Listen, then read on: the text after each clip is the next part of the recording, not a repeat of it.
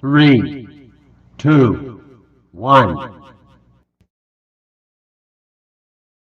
Everyone, for today's video, I will demonstrate how to burp a baby. After feeding, cuddle the baby chin in your hands. Hold a sitting position on your knee.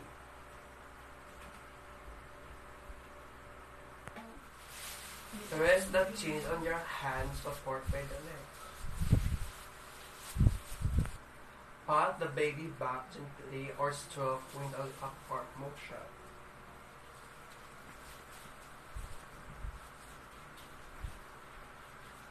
If the baby does not burp within a few minutes, they might not